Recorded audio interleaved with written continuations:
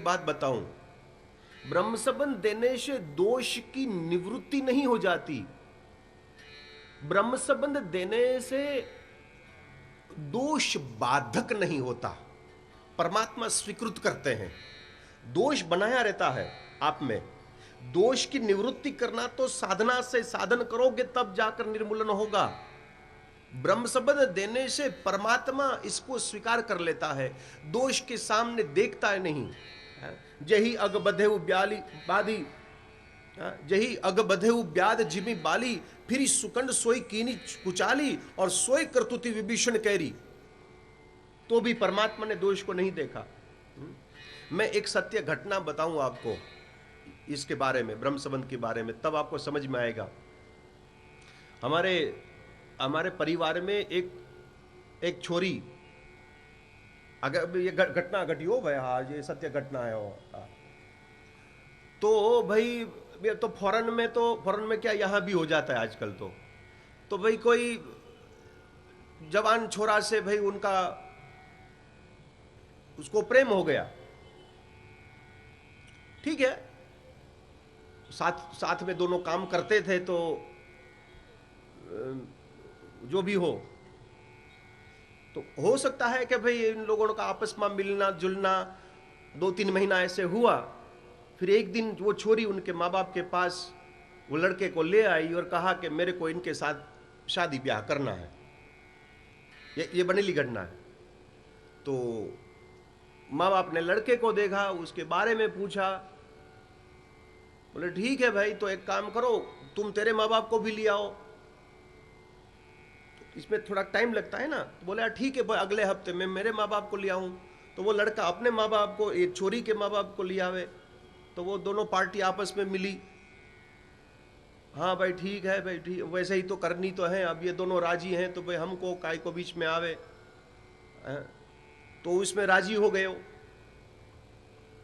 तो अब क्या करे, बोले सगाई करो। पहले सगाई होती है और बाद में ब्याह होता है। तो बोले ठीक है। तो अमुक तारीख भी तैयार हो गई, सगाई हो गई, मंगनी हो गई भाई दोनों की। और कुछ महीने के बाद शादी का। तो सगाई और शादी के बीच में लड़की को यह पता चला कि लड़का जो है उसको अल्सर की बीमारी है। हाँ भाई, वो पेट में वो जो होता है ना, वो पित्त का रोग होता है। हाँ, फिर खाया नहीं जाता है। और वो लड़की को पता चला बाद में।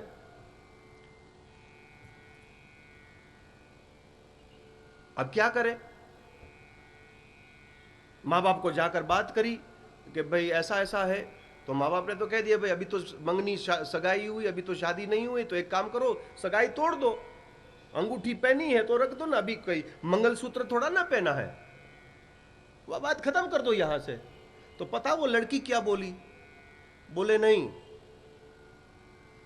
मैं इनसे प्रेम करती हूं, मेरी सगाई हो गई है, मैंने ठान निश्चय कर लिया कि मेरे को इनके साथ ब्याह करना है। माँ बाप ने कहा देख बेटी, तू ये नादानी मत कर, तू अभी छोटी है, तेरे को समझ में ना आवे। अब अच्छा है कि शादी से पता चल गया कि इनको रोग है, तो खत्म करो इस केस को।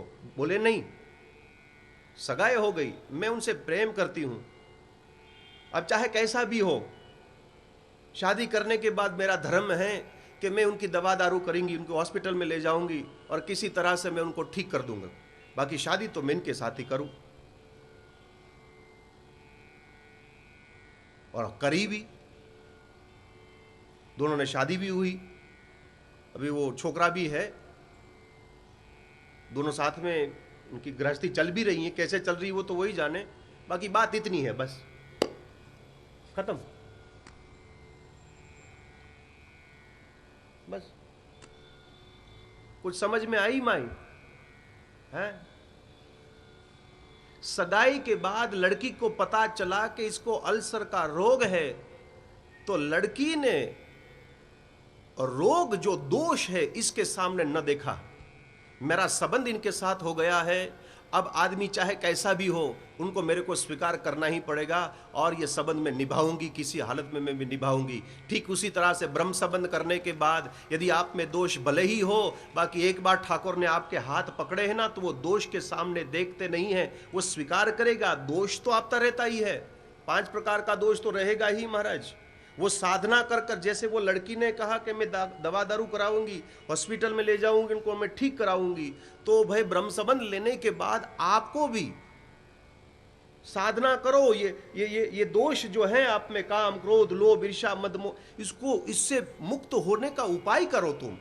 ठाकुर जी तो साथ में है, तो वो सेवा स्वीकारते हैं, जानते हैं कि इसमें दोष है। ये इनका जवाब है महाराज। तो ब्रह्म संबंध लेने के बाद आपका अधिकार सेवा का हो जाता है, दोष की निवृत्ति नहीं होती, वो तो बना रहता है भाई। बाकी एक बार सगाई हो जाए फिर साथ जो है हम छोड़ते नहीं, ठाकुर जी भी साथ नहीं छोड़ते। महाप्रभु जी के तो कह दिया भगवान ने, वल्लभाचार्य जी ब्रह्म संबंध देने के बाद यदि आप शिष्य को छोड़ दो तो आप भले छोड़ दो, मैं वचन देता हूं मैं उनको नहीं छोड़ूंगा, मैं उनका स्वीकार ही करूंगा। भगवान ने कह दिया, गुरु छोड़ सकता है शिष्य को, भगवान नहीं छोड़ेगा। ममैवांशो जीवलोक, जीव ये मेरा है, ये मेरा अंश, ये मेरा बेटा है, मैं कैसे छोड़ू। ये परमात्मा की करुणा का द्योतक है।